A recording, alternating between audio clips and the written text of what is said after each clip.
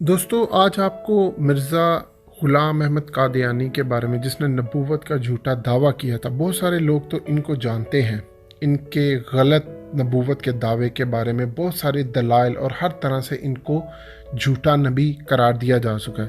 لیکن آج ہم آپ کو بتاتے ہیں کہ مرزا غلام احمد قادیانی کی ایک اپنی لیے کی گئی بد دعا نے کس طرح ان کو موت کے گھاٹ اتار دیا۔ ایک صدی قبل ہندوستان میں ایک شخص ظاہر ہوا، اس کا نام مرزا غلام احمد قادیانی تھا۔ اس نے نبوت کا دعویٰ کیا اور کہا کہ اس پر آسمان سے وحی نازل ہوتی ہے۔ اس کا یہ بھی کہنا تھا کہ اللہ نے مجھے خبر دی ہے کہ تم 80 برس تک اس دنیا میں زندہ رہو گے۔ لوگوں کی ایک خاصی تعداد اس کی پیروکار بن گئی، مگر علماء حق نے اس کا تعاقب کیا، اس کے خود ساختہ دلائل کا بھرپور جواب دیا اور واضح کیا کہ وہ نبی نہیں بلکہ دجال اور کذاب ہے۔ ان حضرات علماء کرام میں سے مرزا غلام احمد قادیانی کی تردید میں سب سے زیادہ خدمات جس شخص نے سر انجام دی وہ جلیل القدر عالم حضرت مولانا ثناء اللہ عمر تصری رحمۃ اللہ علیہ تھے۔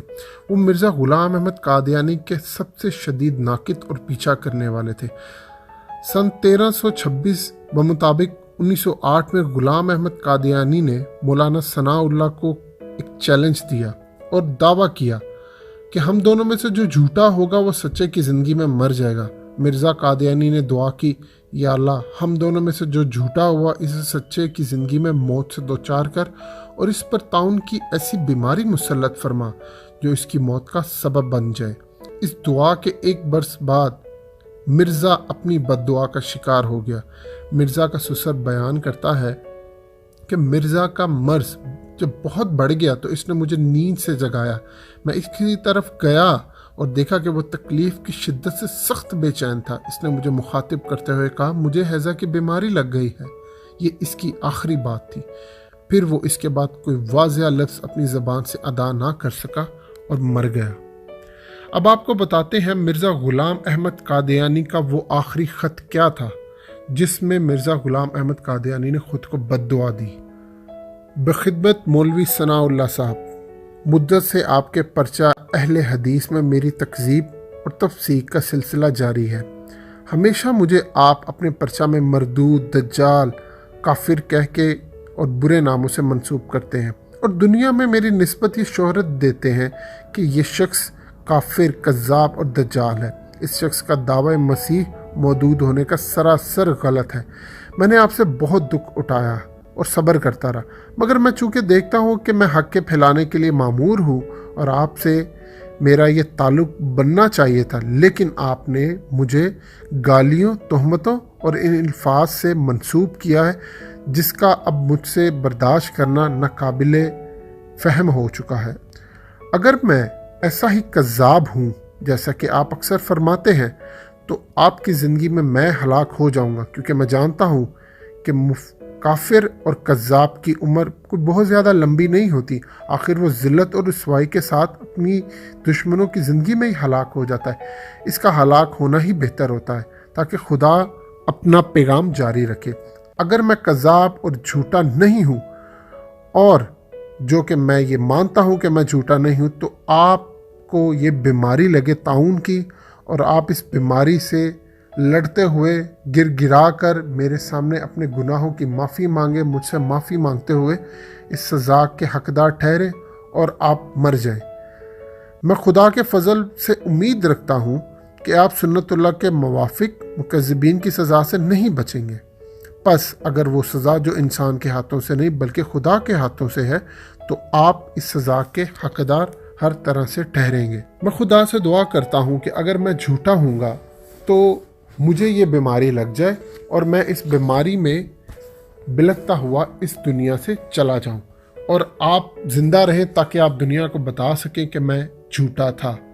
آمین۔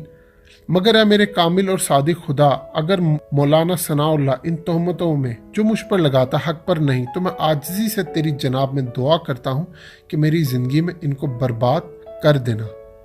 میں ان سے بہت ستایا گیا ہوں اور صبر کرتا رہا ہوں، مگر اب میں دیکھتا ہوں کہ ان کی بد زبانی حد سے گزر گئی ہے اور مجھے ان چوروں ڈاکوؤں سے بھی بدتر جانتے ہیں لوگ، جس کا وجود دنیا کے لیے سخت نقصان دہ ہے۔ آج میں مولانا صاحب آپ کو کہنا چاہتا ہوں، آپ میرا یہ مضمون اپنے پرچہ میں چھاپ دیں اور جو چاہے اس کے نیچے لکھ دیں، اب فیصلہ خدا کے ہاتھ میں ہے۔ مولانا ثناء اللہ صاحب کہتے ہیں یہ تو ہے مرزا صاحب کی دعائے آخری فیصلہ۔ اب ہم آپ کو بتاتے ہیں کہ اس دعا کے قبول ہونے کا کیا کرینہ ہے۔ مرزا صاحب کہتے ہیں مجھے بار بار خدا نے مخاطب کر کے فرمایا جب تو دعا کرے تو میں تیری دعا قبول کروں گا۔ اب تاریخ بتاتی ہے کہ مرزا غلام احمد قادیانی ربیع الاول سن 1326 میں 26 مئی 1908 کو مولانا ثناء اللہ کی زندگی میں مرض ہیضہ سے ہلاک ہو گیا۔ بہت سارے لوگ اس بات سے ناواقف ہیں کہ الومناٹی اور خفیہ دجال کی تنظیم کا ایک مقصد تھا کہ مسلمانوں میں ایک ایسی جماعت قائم کی جائے جو جہاد سے نفرت کرتی ہے، جو ہمارے ساتھ بغاوت نہ کر سکے، کیونکہ ان کو اندیشہ تھا کہ مسلمان اپنا حق واپس لیں گے برصغیر میں۔ ان کو ایک ایسی اسلامک جماعت چاہیے تھی جو اسلام کے نام پر جھوٹی چیزوں کو منسوب کرتے ہوئے آگے بڑھے، ان کو پیسہ دیا جائے، لوگوں کے جو غریب طبقہ تھا اس کو پیسہ دے کر فعال کیا جائے اور ان کا پیروکار بنایا جائے، لیکن ایجنڈا یہ تھا کہ وہ جہاد سے بالکل منحرف ہو جائے اور وہ بغاوت کو چھوڑ دے۔ اس کے لیے مرزا غلام احمد قادیانی کا انتخاب کیا گیا، لیکن چونکہ ہماری زندگی میں ہم نے دیکھا ہے کہ اسلام غالب ہو کر رہے گا، اسی لیے مرزا غلام احمد قادیانی کو انتہائی بری طرح رسوائی نصیب ہوئی۔ یہ وہ خط تھا جو آج ہمارے میڈیا کو شائع کرنا چاہیے، جسے پتہ چلے کہ ان کا ایجنڈا کیا ہے۔ حال ہی میں دیکھنے میں آیا ہے کہ اسرائیل کی فوج میں بہت سارے قادیانی بھرتی ہیں جن کا ایجنڈا صرف اور صرف پاکستان اور مسلمانوں کو تباہ کرنا ہے۔ خدا ہم سب کو ان کے شر سے محفوظ فرمائے، آمین یا رب العالمین۔